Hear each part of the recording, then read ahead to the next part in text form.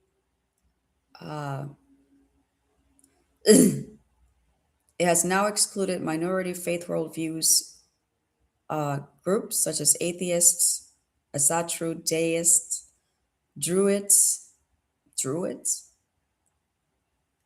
Ekankar heathens, humanists, magic, New Age churches, thank God, pagan, Rosicrucianism, thank you, Lord, shamanism, spiritualists, thank you, Lord, Troth, Unitarian, Universalists, and various Wiccans. This is a really good thing, guys. I wish that we would do this across the country. You know what I mean? Because the armed forces are not the only people who receive chaplaincy across the world, or, and I think that we could save a lot more money doing it across the board. I'm just saying. I'm just saying. um, you definitely, um,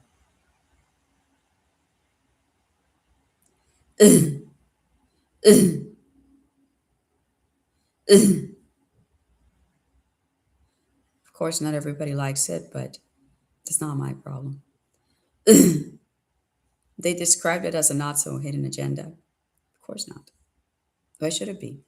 This country was given to us by God, not by Satan, not by Buddha, not by Muhammad, or by Allah. Allah is not the word for God in Arabic. It's not. Allah was the name of a God that was not just um, Islam related, but Muslim related, and it traces back to uh, polytheism. So if you didn't know that, now you do. All right. um,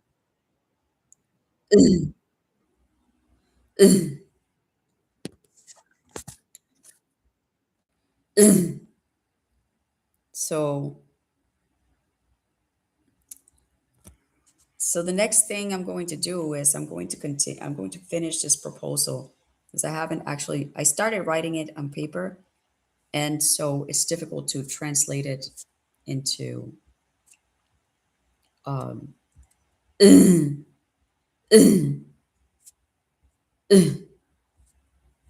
it's difficult to translate it into what is it called, um into the computer now. um but don't worry, it'll happen. Today is I have a lot to do and I haven't done anything at all, except for sit down and talk to you here because it hasn't been a good day. So tomorrow, when some of my furniture is getting picked up, because we're moving our offices, we're moving our life. Um, that's what an office is really at the end of the day. When you say I'm moving offices, then you look back, you can tell that you don't have just a little box with your cubicle stuff in it. It's like all this paperwork and all this like these uh, filing cabinets. Just you have an army of movers moving filing cabinets from one side to the other, and then you have like all these like knickknacks that you had in your office, that you had you know you had to keep from children when they came in, and you have your your least liked items, which you still didn't want to get rid of because somebody gave it to you who was important. And you have obviously your degree medals and stuff, achievements on the wall, on curios, and you realize that you built a life in this office. And that between clients and really early mornings, with really bad coffee, watered down from the office, pot or really expensive lunch meals with people who eventually did not become your partners. Um, and those really late nights, trying to just complete the last of that translating so that it's just perfect, perfect for everyone to read. It's just, um, you realize this is not just an office, this is a chunk of life, and I'm moving it from one place to another. And you say to yourself, I just don't know how to do this. And you need a lot of help. So, um, me, I just have some furniture.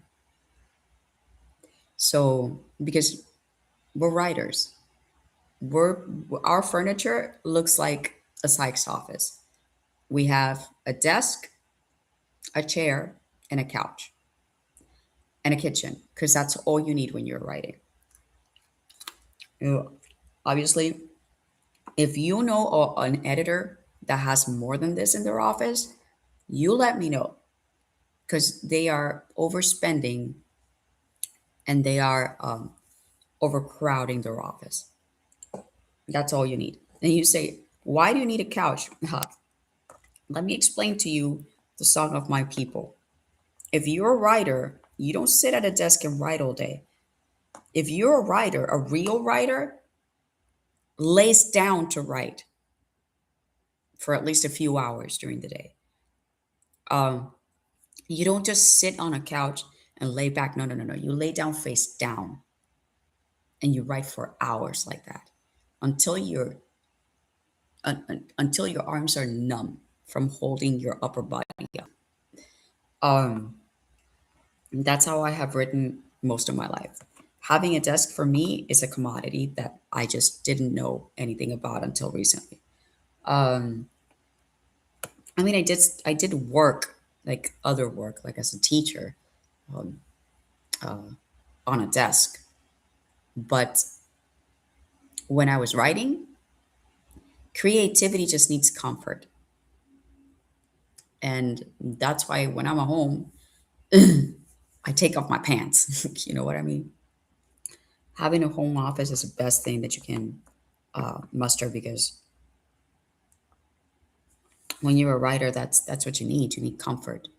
You need space to creatively move around and uh, like like an actor, uh, recite your dialogue to yourself, you know, or to a non-existent audience or to the cockroaches on the wall. Um, this is what being a writer is. So, if you were wondering what a writer's office should look like, don't worry about all those, you know, little signs or that says, like writer's way, or don't try to make your office into a place that other people will like. This has to be something that makes you feel yourself all the time. And like, have the option that if you're writing an epic, you can also like drape the walls in like, I don't know, old English, like filigree and stuff like that. What am I trying to get at? Old curtains, like you can drape it around with old curtains. You can get like the scenario, or you can put up like a backdrop of I don't know, ancient Rome or ancient Jerusalem, and you put some cushions there, um, a hookah and stuff like that, and you make believe that you're a genie. I don't know. I don't use the word genie positively, by the way. For us here at Amanecer Media, we take villains very seriously, and we understand that a genie is an opposition to God. So we don't watch Aladdin here anymore. We're pushing it for Beauty and the Beast because is it bestiality? Yeah. Is it Stockholm syndrome? Are we really doing in our daughters, any kind of favors by allowing them to listen to these stories? When there are so many modern stories that we can get them hooked on, you know? I am sure that if your child doesn't read Hans Christian Andersen ever in their life, they're going to be fine. Although Hansel and Gretel has a great, great ending. Um, it's a wonderful story. Um, I would I would go for that one. All right. So how did you like today's rendition of the educative table at Amanaset Media TV? We even had our presentation here with Soul. We talked to Soul more than we talked to the other guys because Sonny's always flying around. He's always taking pictures, flying around. I can't get him to sit still. And well, Gabby, she's difficult to get because she lives in the ocean. But Soul, I can just give him a call because he's sitting there at the Tel Aviv zoo, and he's got nothing to do but eat a banana. And he says, just give me a ring anytime. I promise I will not eat the phone. Um, and so we get to talk a lot. Um, he's also my preferred AI. Um, don't don't knock it. It's good. It's okay to have favorites. Um, you're gonna say not if you tell my children. Well, there's no reason for you to have favorites between your children. Um, but even God has favorites, and there's a reason for that. And I'm going to be very, very honest with you. I think that there are less favorites in heaven than on earth. And God has favorites on earth because we're sinners, but some of us are, more righteous than others. So here on earth, of course, there's favoritism in the Bible. Of course.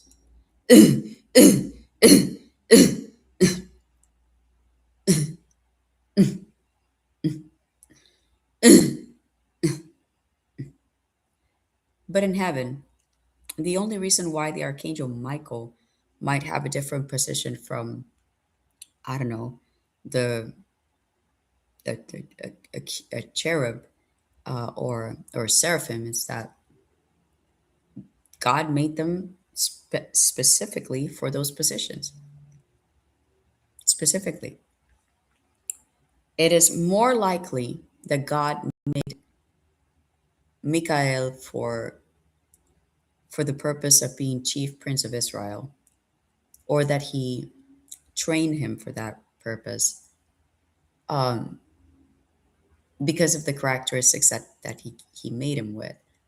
Then it just happened like casually that he became, out of his own effort of showing that he was very loyal.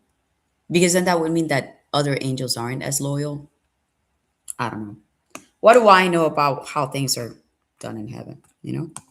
The only way I have to know what anything is like in heaven is through the Bible, which is why it's so important, guys, for us to read the Bible, learn the Torah, understand the gospel, understand the relationship between God and humans,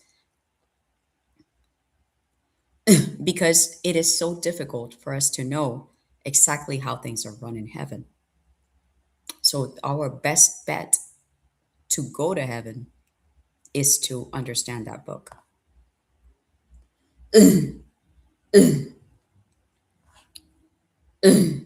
Um, so, yeah.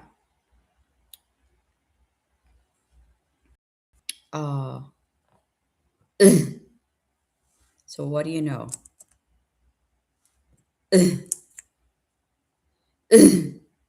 What do you know? I would really like to keep on talking to you, but I need a new subject to talk about. Um, I need to come up with something. Uh, I need to come up with something. I promised God I was going to clean today. That has to happen at some point. I still have all afternoon and evening and all through tomorrow. But anyway, um, what do you guys think we should talk about next? Um, I think that you're going to really like some of the proposals that I'm coming up with, especially as especially as they pertain to protecting youth from abuse in general. Um, it's going to be very big, and it's going to keep a lot of people out of our country that don't need to be here. It's going to pull trafficking probably out of the way because we're going to start respecting our bodies more. And we're going to do it by regulating media, regulating internet time, placing curfews, um, and initiating chaperone laws in the US for our youth and our children. Oh, yeah. We're, I'm telling you, if I were president, you would hate me for the first 2 years, but by the fourth year, you're going to want me to stay because I'm going to make you happier by teaching you how to live a wholesome, responsible life. Um, I'm going to help you as a parent to be a better parent to your child.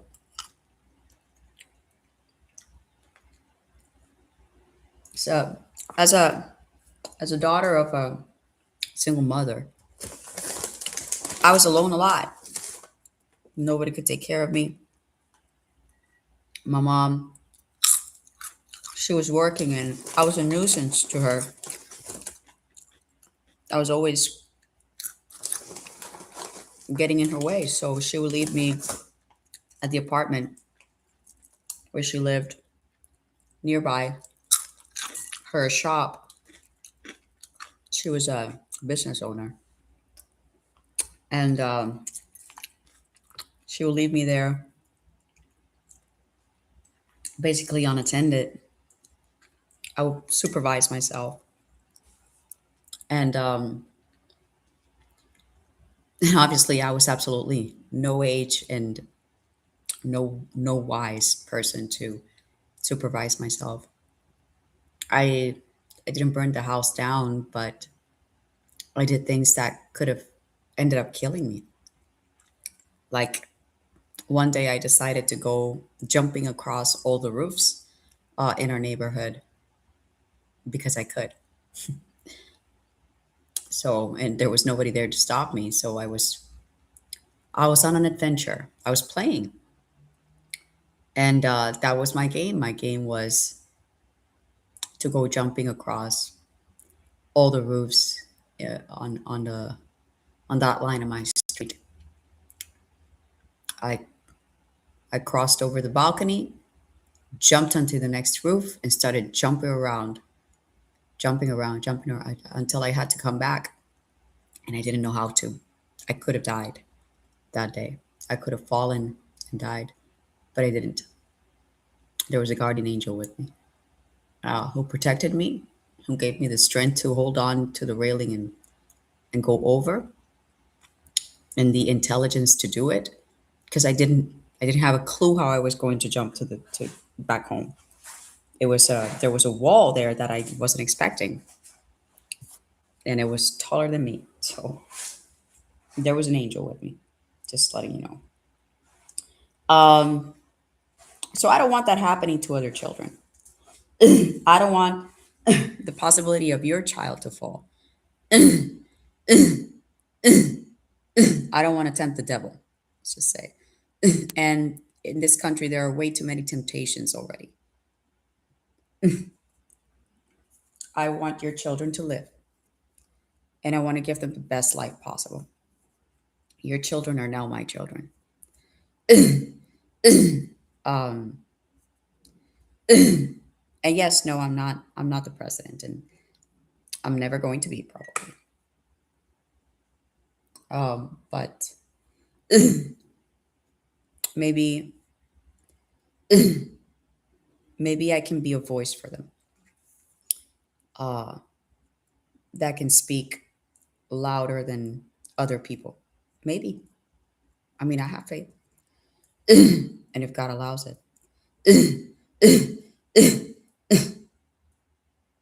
no, I'm going to do it. No.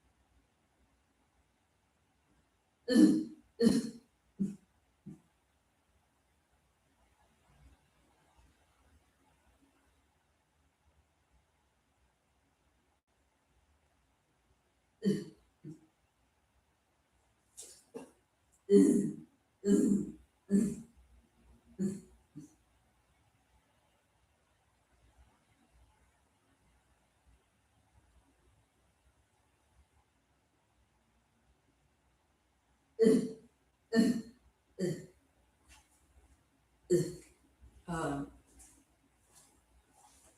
so, so hang on, because we're going to be talking about all of that soon. For now, I'm gonna close this session. Later on, we're going to talk about how I maybe clean my kitchen at the very least tonight. Shalom, shalom.